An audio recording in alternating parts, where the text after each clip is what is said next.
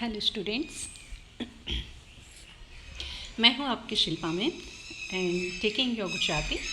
So we have completed our 12th lesson till जबकच्यूत. I hope कि आपकी समझ में आया होगा. अब उसके बाद वाला जो व्याकरण टॉपिक है एकम फॉर, आज मैं वो लेने जा रही हूँ. और उसमें भी एक आपका टॉपिक है वाक्यना प्रकार. तो વાક્યના પ્રકાર કયા કયા?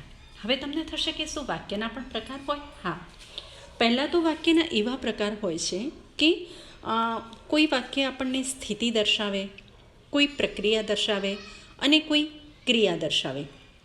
તમારો ટૉપિક જ્યાંથી ચાલુ થાય છે ત્યાં 71 નંબરના પેજ ઉપર છે સ્થિતિ કોણ દર્શાવે. ધારો કે માળામાં કાગડીના બચ્ચા છે, આ સ્થિતિ દર્શાવે છે. ગામમાં એક વડલો છે, આ સ્થિતિ દર્શાવે છે. બરાબર. પ્રક્રિયા તો નદીમાં પૂર આવ્યું, આ એક પ્રક્રિયા છે, ક્રિયા નથી, આ પ્રક્રિયા છે. નદીમાં પૂર આવ્યું. અને બીજું એક છે કે છોકરો પાણીમાં કૂદ્યો, તો આ કૂદવાની છે એક ક્રિયા છે. બરાબર. તો સ્થિતિ, પ્રક્રિયા અને ક્રિયા આ રીતે પણ આ રીતે વાક્યના પ્રકાર એ તમને પહેલાં દર્શાવવામાં આવે છે કે કોઈ વાક્ય સ્થિતિ દર્શાવે છે, યાની કે પરિસ્થિતિ દર્શાવે છે. સહજ રીતે જે થાય ક્રિયા એને આપણે પ્રક્રિયા કહીએ છીએ, સહજ રીતે થાય છે. અને જાણી જોઈને ચેતનવંત, નિયંત્રણ, જવાબદારી આદિથી આપણે જે કરીએ છીએ એને આપણે ક્રિયા કહીએ છીએ. સભાન અવસ્થામાં જે કરીએ છીએ ક્રિયા છે. બરાબર. નદીમાં પૂર આવ્યું અથવા તો ભચાઉની અંદર ભૂકંપ આવ્યો, તો ભૂકંપ આવવો એ પણ એ અચાનક થાય છે, એની ઉપર આપણું કોઈ નિયંત્રણ નથી, માટે એ પ્રક્રિયા છે. બરાબર. જેની ઉપર આપણું નિયંત્રણ છે એને આપણે ક્રિયા કહીએ છીએ. તો હવે વાક્યના મેઇન 4 પ્રકાર છે: કર્તરી વાક્ય રચના, કર્મણી વાક્ય રચના, ભાવે પ્રયોગ અને પ્રેરક વાક્ય રચના. અહીં હું તમારી બુકનો ટૉપિક છે એને બાજુ પર મૂકું છું અને સમજાવવા માટે ફક્ત આ 4 પ્રકારના જે વાક્યો છે એ જ દર્શાવું છું. તો સૌથી પહેલાં તો તમને એમ થશે કે વાક્ય એટલે શું. इंग्लिश में तो તમને खबर है कि वाक्य कोने कहवाय, पर गुजराती में वाक्य किसे कहते हैं ये आपको पता नहीं है. तो वाक्य की व्याख्या एवी है कि वाक्य ए एवा पदों बनेलो समूह है कि जे कोई ચોક્કસ અર્થ પ્રગટ કરે છે. હવે આ તો બધા અઘરા અઘરા શબ્દો આવ્યા, આમાં મેડમ અમને કેવી રીતે સમજ પડશે? પદોનો સમૂહ. તો સૌથી પહેલાં તો પદ કોને કહેવાય? જ્યારે તમને તમારા આલ્ફાબેટ, ગુજરાતી આલ્ફાબેટ લીધા એ વખતે મેં તમને કહ્યું હતું કે કોઈ પણ લેંગ્વેજ, કોઈ પણ ભાષાનો નાનામાં નાનો જે એકમ છે એને આપણે ધ્વનિ કહીએ છીએ. ધ્વનિ ભેગા થાય ત્યારે વર્ણ બને છે, યાની કે કા, કી, કુ, કે, કઈ, કો, આ બધા વર્ણ છે. અને જ્યારે વર્ણો ભેગા થાય છે ત્યારે શબ્દ બને છે, અને એ શબ્દ એટલે પદ. બરાબર. અને આવા શબ્દો જ્યારે ભેગા થાય, એમાં પણ કેવા શબ્દ, અર્થસભર શબ્દો ભેગા થાય ત્યારે આપણે એને, એ સમૂહને, એ શબ્દોના સમૂહને આપણે વાક્ય કહીએ છીએ. પણ અર્થસભર હોવા જોઈએ. જે તે એટ રેન્ડમ શબ્દ લીધા અને એને લાંબુ લાંબુ એક લાઈન લગાવી દીધી અને પછી આપણે કહીએ કે આ એ વાક્ય છે, તો ના. બરાબર. એ વાક્ય નથી. એમાંથી કંઈક અર્થ નીકળવો જોઈએ, કરતા હોવું જોઈએ, કર્મ હોવું જોઈએ, કે ક્રિયાપદ હોવું જોઈએ, કે એવું કંઈક હોય અંદર. અને સભર વાક્ય, અર્થસભર હોય ત્યારે આપણે એને વાક્ય કહીએ છીએ. ક્લિયર? ઓકે. હવે ઉદાહરણ પરથી તમને સમજાવું કે આજે રવિવાર છે. તમને સમજ પડી ગઈ કે આજે રવિવાર છે. મનન દરરોજ સ્કૂલે જાય છે. મનન દરરોજ સ્કૂલે જાય છે. કર્તા છે, કર્મ છે, ક્રિયાપદ છે. હવે આ બધું હું તમને પછી કહીશ. ફિલહાલ તો ખાલી તમે વાક્યો વાંચો કે પક્ષીઓ આકાશમાં ઉડી રહ્યા છે, વિદ્યાર્થીઓ મેદાનમાં રમી રહ્યા છે, વિક્રમે ગૃહ કાર્ય કર્યું નથી. આ બધા વાક્યો છે. હા છે, કેમ કે શબ્દોનો સમૂહ છે, પદોનો સમૂહ છે, અને એમાંથી આપણને કોઈ ચોક્કસ અર્થ મળે છે. બરાબર. આપણે સમજી શકીએ છીએ કે વાક્ય દ્વારા આપણને શું કહેવા માગે છે. દેટ મીન્સ એનો કોઈ અર્થ એમાંથી નીકળે છે, માટે એ વાક્ય છે. હવે જુઓ કે વાક્યના મુખ્ય બે પદો છે, કર્તા અને ક્રિયાપદ. કર્મ ન હોય તો ચાલે, પણ કર્તા અને ક્રિયાપદ તો હોવું જ જોઈએ, ત્યારે એ વાક્ય બને છે. આ ઉપરાંત ત્રીજું પણ પદ સમાવિષ્ટ છે અને તે છે કર્મ. વાક્યોમાં પ્રયોજાતા આ ત્રણેય પદોમાં કોની પ્રધાનતા છે, યાની કે મુખ્ય કોણ છે? પ્રધાનતા મતલબ કોનું વર્ચસ્વ વધારે છે, તેને આધારે વાક્યના 3 પ્રકાર પાડી શકાય છે. કર્તા પ્રધાન હોય, યાની કે કર્તા મુખ્ય હોય તો કર્તરી પ્રયોગ, કર્મ મુખ્ય હોય તો કર્મણી પ્રયોગ, અને ક્રિયાપદ મુખ્ય હોય, ક્રિયાપદ પ્રધાન પદે હોય, યાની કે મુખ્ય પદે હોય તો એને આપણે ભાવે પ્રયોગ કહીએ છીએ. હવે જુઓ, આ ઉપરાંત આપણે પ્રેરક વાક્ય રચના વિશે પણ અભ્યાસ કરીશું. તો સૌથી પહેલાં તો કર્તા, કર્મ અને ક્રિયાપદ ગુજરાતીમાં કોને કહેવાય? તો મુકેશ દૂધ પીવે છે. એમાં જુઓ, મુકેશ એ કર્તા છે, દૂધ એ કર્મ છે અને પીવે છે એ ક્રિયાપદ છે. હવે તમે કહેશો કે કર્તા, કર્મ અને ક્રિયાપદ કેવી રીતે શોધવું વાક્યમાંથી? તો જુઓ, વાક્યનું જે ક્રિયાપદ છે એને આપણે એમ પૂછીએ કોણથી પ્રશ્ન પૂછીએ અને જે મળે એ વાક્યનો કર્તા છે. કોણ દૂધ પીવે છે? તો મુકેશ દૂધ પીવે છે, બરાબર, એ આપણને કર્તા મળી ગયો. હવે ક્રિયાપદને તમે પૂછો કે શું પીવે છે? ક્રિયાપદને તમે પૂછો, શુંથી પ્રશ્ન પૂછો, શું પીવે છે? તો દૂધ પીવે છે.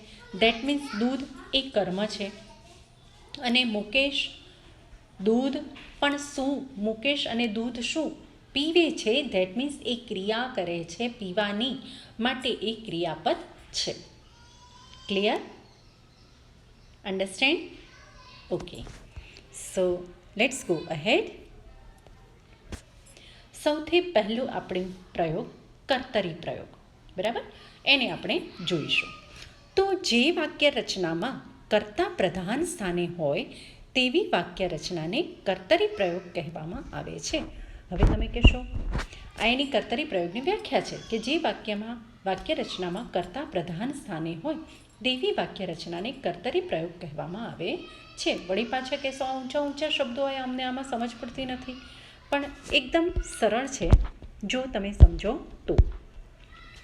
પહેલું આપણું એક વાક્ય છે, દર્શન પુસ્તક વાંચે છે.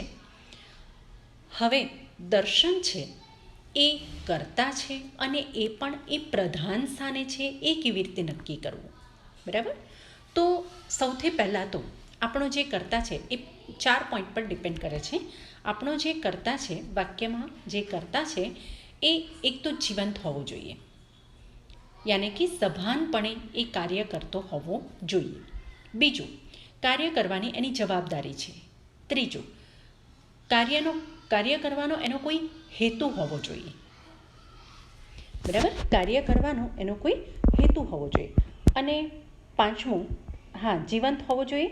અને ચોથું કે સભાનપણે કાર્ય કરે છે, કાર્ય કરવાની એની જવાબદારી છે, બરાબર, એની જવાબદારી છે. એમ 4 થી 5 પોઈન્ટથી આપણે જો વાક્યને પૂછીએ તો એમાંથી જે કર્તા મળે છે એ કર્તા પ્રધાન છે, યાની કે મુખ્ય છે એવું આપણે કહી શકીએ. દર્શન પુસ્તક વાંચે છે. કોણ વાંચે છે? દર્શન. દર્શન સજીવ છે? હા છે, તો દર્શન એ કર્તા છે. બીજું, દર્શન પુસ્તક વાંચે છે, તો પુસ્તક વાંચવાની એની જવાબદારી છે. સભાનપણે એક તો વાંચે છે, જાણી જોઈને. દર્શન પુસ્તક વાંચે છે, સૌથી પહેલો તો એ જીવન છે. બીજું, સભાનપણે વાંચે છે, દેટ મીન્સ એને કોઈ જબરદસ્તી નથી, કોઈ ફોર્સ નથી કરતું, એ એની મેળે વાંચે છે, સભાનપણે સભાનાવસ્થામાં એ વાંચે છે. ત્રીજું, કે એનો હેતુ શું છે? દર્શન પુસ્તક વાંચે છે તો વાંચવાનો કોઈ હેતુ હોવો જોઈએ. શું હેતુ છે? તો કાં તો એને પુસ્તક વાંચવું ગમે છે, કાં એની એક્ઝામ આવે છે, કાં એનો ટેસ્ટ આવે છે, બરાબર, એટલા માટે, કાં એને હોમવર્ક કરવાનું છે, માટે એ પુસ્તક વાંચે છે.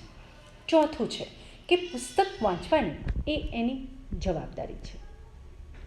કારણ તો આપણને મળી ગયું, હેતુ મતલબ કારણ તો આપણને મળી ગયું, પણ એ એની જવાબદારી છે, એની જવાબદારી છે, બીજા કોઈની નહીં, માટે એ પુસ્તક વાંચે છે. જો કોઈએ એમ કહ્યું હોત કે તારા પપ્પા પુસ્તક વાંચશે અને તું એક્ઝામ આપે તો ચાલશે, તો એ વાંચત નહીં. પણ પુસ્તક વાંચવાની એની જવાબદારી છે, માટે એ વાંચે છે, એટલે એ મુખ્ય કર્તા છે એવું આપણે કહી શકાય. આ વાક્યમાં કર્તા છે એ પ્રધાન પદે એટલે કે મુખ્ય સ્થાને છે એવું આપણે કહી શકીએ. સમજી ગયા? ઓકે. હવે બીજા વાક્યો જુઓ. જીયા ટીવી જોવે છે, રોહિત ગૃહ કાર્ય કરે છે, ચિરાગ ચિત્ર દોરી રહ્યો છે, બરાબર, અને મહેશ પત્ર લખી રહ્યો છે.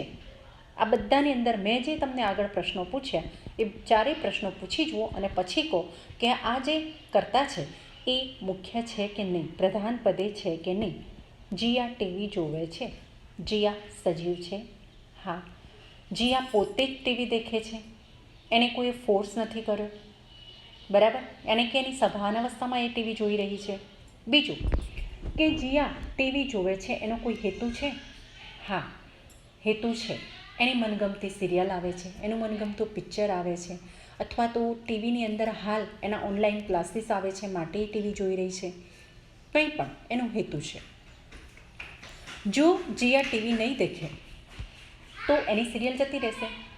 જીયા ટીવી નહીં દેખે તો એનું જે પિક્ચર મનગમતું છે એ જતું રહેશે, એના ઓનલાઈન ક્લાસ જતું રહેશે. દેટ મીન્સ એની પોતાની ટીવી જોવાની જવાબદારી છે. ઓકે. આ જ પ્રશ્નો બે વાક્યમાં જે મેં પૂછ્યા એ જ પ્રશ્નો પૂછી અને તમે પાંચેય વાક્યમાં કન્ફર્મ કરી લો કે જે અહીંયા અંડરલાઇન કરેલા શબ્દો છે એ પ્રધાન પદે હોવાને યોગ્ય છે? હા છે. તો એ કર્તરી વાક્ય પ્રયોગ કહેવાય છે, કેમ કે એની અંદર કર્તા પ્રધાન સ્થાને છે. સમજી ગયા? ઓકે. નેક્સ્ટ આવે છે કર્મણી પ્રયોગ. જે વાક્ય રચનામાં કર્મ પ્રધાન સ્થાને હોય તેવી વાક્ય રચનાને કર્મણી પ્રયોગ કહે છે. આગળ ઉપર આપણે જોયું કર્તા પ્રધાન છે અને હવે છે કર્મ પ્રધાન. પ્રધાન મતલબ મુખ્ય, એનું મહત્ત્વ છે એમાં. તો જોઈ લો, બંને તમને કમ્પેરિઝન માટે સાથે સાથે આપેલા છે. રમેશે ચા ઢોળી, આમાં રમેશ કરતા છે. રમેશથી ચા ઢોળાઈ, આમાં પણ રમેશ કરતા છે. પણ કર્તરી પ્રયોગમાં રમેશ પ્રધાન સ્થાને છે, યાની કે પ્રધાન પદે છે, અને કર્મણીમાં રમેશ પ્રધાન પદે નથી. રમેશ પ્રધાન પદે નથી. જુઓ, રમેશે ચા ઢોળી, તેમાં રમેશ મુખ્ય છે, રમેશ સજીવ છે. રમેશે સભાનપણે ચા ઢોળી. કેમ ઢોળી? રીઝન છે એનું, કારણ છે, એનો હેતુ છે. કાં તો ચા ઠંડી થઈ ગઈ હતી, કાં તો ચામાં માખી પડી ગઈ હતી, કાં તો ચામાં સ્વાદ નહોતો, માટે એણે ઢોળી છે, બરાબર. અને એણે જ ઢોળી છે. ચા સારી નહોતી તો એ બીજા કોઈને કહેશે નહીં કે ઢોળી દો, એણે જ ઢોળી જાતે જ, બરાબર. એ એની જવાબદારી થઈ ગઈ અથવા તો એ એનું જ કાર્ય થઈ ગયું, બરાબર. હવે જુઓ, રમેશથી કર્મણીમાં રમેશથી ચા ઢોળાઈ ગઈ. હા, રમેશ કરતા તો છે પણ પ્રધાન પદે છે. રમેશે જાણી જોઈને ઢોળી, એનો કોઈ હેતુ હતો? ના, એનાથી ભૂલથી ચા ઢોળાઈ ગઈ. કાં તો એનો પગ અડી ગયો, કાં એનો હાથ અડી ગયો, બરાબર. કાં તો એ બુક વાંચતો હતો તો બુક એની અડી ગઈ, ગમે તે એન કે એન પ્રકારે, પણ એણે ડેલિબરેટલી યાની કે સભાન અવસ્થામાં એણે જાતે ચા ઢોળી નથી. માટે અહીં રમેશ એ ગૌણ સ્થાને છે અને ચા ઢોળાઈ એ હકીકત છે. ડેટ મીન્સ ચા એ કર્મ છે અંદર. રમેશથી ચા ઢોળાઈ ગઈ. ચા કર્મ તો છે જ, કર્તરીમાં પણ છે અને કર્મણીમાં પણ છે. પણ શું થયું? તો ચા ઢોળાઈ ગઈ. કોણે ઢોળી એવું નથી. જુઓ, રમેશે ચા ઢોળી, એમાં તમે પૂછો કે કોણે ચા ઢોળી, તો આપણને જવાબ મળશે રમેશે. પણ અહીંયા શું પ્રશ્ન પૂછશો? કોણે ચા ઢોળાઈ? આવો કોઈ પ્રશ્ન બની શકે ના. કોનાથી ચા ઢોળાઈ આવો પ્રશ્ન થઈ શકે. માટે ચા ઢોળાઈનું મહત્ત્વ વધારે છે, ચાનું મહત્ત્વ વધારે છે, પણ કર્તાનું કોનાથી ઢોળાઈ, કોણે ઢોળી એનું મહત્ત્વ નથી. માટે એ કર્મણી છે. અહીંયા ત્રીજી વિભક્તિ યાની કે જે કરણ વિભક્તિ છે, કર્તા કર્મ પછી જે કરણ વિભક્તિ આવે છે, થી, દ્વારા, વડે, આ બધા એના પ્રત્યયો છે. એનાથી જે કોઈ વાક્ય બને છે એને આપણે કર્મણી વાક્ય રચના કહીએ છીએ, કર્મણી પ્રયોગ કહીએ છીએ. બરાબર. મહેશ કાકા, બીજું એક વાક્ય છે, મહેશ કાકા ખીચડી ખાય છે કેમ કે એમને ખાવી છે, એમને ભૂખ લાગી છે, એ બીમાર છે, કંઈ પણ રીઝન છે એના માટે. અને મહેશ કાકા સજીવ છે, મહેશ કાકા એ પોતે ખાઈ રહ્યા છે, દેટ મીન્સ એ એમની સભાન અવસ્થામાં ખાઈ રહ્યા છે. બરાબર. અને અહીંયા જુઓ, મહેશ કાકાથી ખીચડી ખવાય છે, દેટ મીન્સ એમના દાંત નથી માટે હવે એ ખીચડી ખવાય છે, બીજું કાંઈ ખાતા નથી. બરાબર, એવું પણ કહી શકીએ આપણે. અને મહેશ કાકાથી ખીચડી ખવાય છે, ખીચડી ખવાય છે એનું મહત્ત્વ છે, ખીચડીનું મહત્ત્વ છે. બરાબર, પણ કોનાથી ખવાય છે એનું મહત્ત્વ નથી. ઓકે, માટે એ કર્મણી છે. કોણ ખીચડી ખાય છે એવું પૂછવું તો જવાબ મળતો નથી. રમીલાએ સાડી ફાડી, એણે જાણી જોઈને ફાડી, એનો કોઈ હેતુ હતો. બરાબર, સાડીમાંથી એને ખાટલાનું કવર કરવું હતું, સાડી એને ગમતી નહોતી, એમાંથી એને પગલુંછણિયું બનાવવું હતું, એમાંથી એને મસોતા બનાવવા હતા, કંઈ પણ કરવું હતું, પણ એણે જાણી જોઈને ફાડી છે સાડીને. બરાબર, એનો કોઈ હેતુ છે, એનું કોઈ રીઝન છે, એ એની સભાન અવસ્થામાં એને ફાડી છે. મેઇન તો 3, એ સજીવ છે, સભાન અવસ્થામાં ફાડી છે, સભાન અવસ્થામાં છે, અને એનું કોઈ પ્રયોજન છે કાર્ય કરવાનું. બરાબર, તો એ કર્તરી છે. અને એ કંઈ એવું કશું જ નથી તો એ કર્મણી છે. સમજી ગયા? ઓકે, આગળ ઉપર છે કર્મણી પ્રયોગના બીજા ઉદાહરણો. રવિ ગીત ગાય છે તો રવિથી ગીત ગવાય છે. મનન સફરજન ખાય છે તો મનનથી સફરજન ખવાય છે. સોનલે કપડાં ધોયા તો સોનલથી કપડાં ધોવાયા. જો સોનલે ન ધોયા હોત તો બીજું કોઈ ધોવત. બરાબર, એ સોનલનું જ કામ છે, સોનલની જ જવાબદારી છે એવું નથી. અને સોનલે કપડાં ધોયા એમાં એની જ જવાબદારી હતી, કેમ કે એના હિસ્સાનું કામ હતું, અથવા તો એના જ કપડાં ગંદા હતા એટલે એને જ ધોવા પડે. કામવાળી હતી નહીં, આવું કંઈ પણ રીઝન હતું જેથી કરીને સોનલને જ ધોવા પડ્યા. બરાબર. પ્રકાશ ચિત્ર દોરશે અને પ્રકાશથી ચિત્ર દોરાશે. બરાબર, આ બધાની અંદર તમે મેં જે આગળ પ્રશ્નો પૂછ્યા એ પૂછી જુઓ તો ખબર પડશે કે અહીં પ્રકાશનું મહત્ત્વ નથી, પ્રકાશથી ચિત્ર દોરાશે. બરાબર, પ્રકાશ ઇન કેસ ના પડશે તો બીજા કોઈ વ્યક્તિથી ચિત્ર દોરાશે, પણ ચિત્રનું મહત્ત્વ છે, ચિત્ર તો દોરાશે જ, માટે એ કર્મણી છે. આગળ ઉપર જોઈએ તો ભાવે પ્રયોગ. ભાવે પ્રયોગ એ અકર્મ વાક્ય રચના છે. અકર્મ દેટ મીન્સ જે વાક્યનું આપણે ભાવે પ્રયોગ બનાવીએ છીએ એમાં કર્મ નથી, એમાં કર્મ નથી, તેમાં ક્રિયાપદની પ્રધાનતા હોય છે. બરાબર, તેમાં ક્રિયાપદની પ્રધાનતા હોય છે. પ્રધાનતા દેટ મીન્સ મહત્ત્વ. હવે જુઓ કર્તરી પ્રયોગ અને એની સામે તમને આપ્યો છે ભાવે પ્રયોગ. રવિ હસી પડ્યો, હસી પડ્યો. રવિએ શું કર્યું તો રવિ હસી પડ્યો. હસી પડવાની ક્રિયા કરી એણે, માટે ક્રિયાનું મહત્ત્વ છે અહીંયા. કર્તરી રવિ હસી પડ્યો તો એમાં રવિનું મહત્ત્વ છે. પણ ભાવે પ્રયોગમાં દેખો રવિથી હસી પડાયું, કર્મ તો છે જ નહીં એટલે એને છોડો, પણ રવિથી હસી પડાયું તો હસવાનું મહત્ત્વ છે. રવિથી હસી પડાયું, અહીં હસવાનું મહત્ત્વ છે, માટે ભાવે પ્રયોગ. ભાવ બતાવ્યો છે, હસવાનો ભાવ બતાવેલો છે. મનન ખુશ થઈ ગયો. કોણ ખુશ થઈ ગયું તો મનન ખુશ થઈ ગયો. કેમ ખુશ થઈ ગયો? એને સારા પર્સન્ટેજ મળ્યા છે. બરાબર, અને એને સારા પર્સન્ટેજ મળ્યા છે તો એ એની જ જવાબદારી છે કે એ ખુશ થાય. બીજા કોઈ જેટલા ખુશ થાય એથી વિશેષ મનન જ ખુશ થશે, માટે કર્તરી છે. પણ મનનથી ખુશ થઈ જવાયું તો અહીંયા મનનથી ખુશ થઈ જવાયું તો ખુશ થવાનું એનો ભાવ બતાવ્યો છે, ખુશીનો ભાવ છે. બરાબર, માટે ભાવે પ્રયોગ છે. સોનલ રડી પડી તો સોનલથી રડી પડાયું. પ્રકાશ આજે વહેલા ઉઠ્યો તો પ્રકાશથી આજે વહેલા ઉઠી જવાયું. કાં તો એની તબિયત સારી નહોતી, કાં તો એની ઊંઘ પૂરી થઈ ગઈ હતી.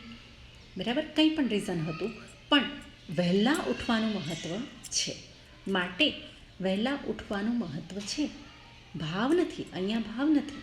રડવાનો ભાવ છે, ખુશ થવાનો ભાવ છે, હસવાનો ભાવ છે, પણ અહીં વહેલા ઉઠવાનો ભાવ છે. બરાબર, માટે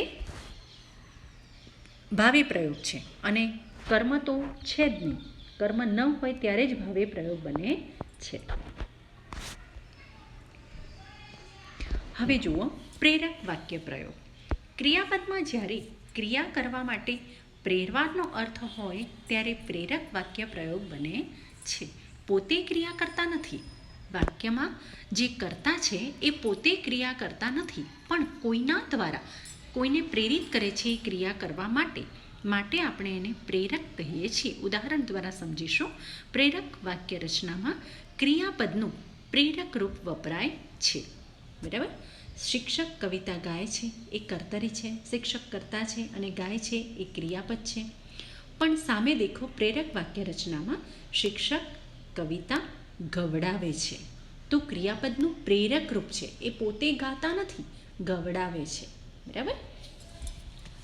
એમાં એ ગવડાવે છે એ ક્રિયાપદનું પ્રેરક રૂપ છે, પ્રેરિત કરે છે, કોઈકને પ્રેરિત કરે છે અને એના દ્વારા એ ગવડાવે છે, ખુદ ગાતા નથી.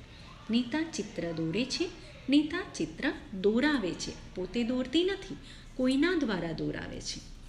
મીના દૂધ પીવે છે અને મીના દૂધ પીવડાવે છે. રોહિત ઝાડ કાપે છે અને રોહિત ઝાડ કપાવે છે, કોઈના દ્વારા, મજૂર દ્વારા, મિત્ર દ્વારા, એના સંતાન દ્વારા, કોઈ પણ દ્વારા એ ઝાડ કપાવે છે, પોતે કાપતો નથી. પ્રેરણા આપે છે ઝાડ કાપવાની, પણ પોતે કાપતો નથી. તો જ્યારે તમને કર્તરી વાક્યમાંથી પ્રેરક વાક્ય રચના બનાવવાનું કહે ત્યારે એક તો તમે આ રીતે બનાવી શકો છો અને બીજું તમે પ્રેરિત કર્તા મૂકીને બનાવી શકો છો. જેમ આગળ હું તમને કહેતી હતી એમ કે શિક્ષક કવિતા ગવડાવે છે, ગીતા દ્વારા ગવડાવે છે, પોતાની દીકરી દ્વારા ગવડાવે છે, વિદ્યાર્થીઓ દ્વારા ગવડાવે છે. બરાબર. પણ એ એને પ્રેરિત કરે છે. અહીં કોને પ્રેરિત કરે છે? શિક્ષક વિદ્યાર્થીઓને. દેટ મીન્સ એ પ્રેરિત કરતા છે. મુખ્ય કરતા કોણ છે? શિક્ષક. પણ પ્રેરિત કરતા કોણ છે? વિદ્યાર્થીઓ. તો શિક્ષક વિદ્યાર્થીઓ પાસે કવિતા ગવડાવે છે. આ રીતે પણ પ્રેરક વાક્ય રચના આપણે બનાવી શકીએ છીએ. બંને રીતે સાચી છે. તમે જે રીતે બનાવશો એ રીતે બોર્ડમાં તમને સાચું આપવામાં આવશે. નીતા ચિત્ર દોરાવે છે. નીતા દાદા પાસે ચિત્ર દોરાવે છે, તો દાદા એ પ્રેરિત કરતા છે. મીના પત્ર લખાવે છે, તો મીના ભાઈ પાસે પત્ર લખાવે છે, તો ભાઈ એ પ્રેરિત કરતા છે. રોહિત ઝાડ કપાવે છે, તો રોહિત મજૂર પાસે ઝાડ કપાવે છે, તો મજૂર એ પ્રેરિત કરતા છે. ઇન શોર્ટ તમારી બુકમાં જે કંઈ છે એ બધું જ ડિટેલમાં અહીં આવી ગયું છે. એમ છતાંય તમે બુકમાં એકવાર વાંચી જજો.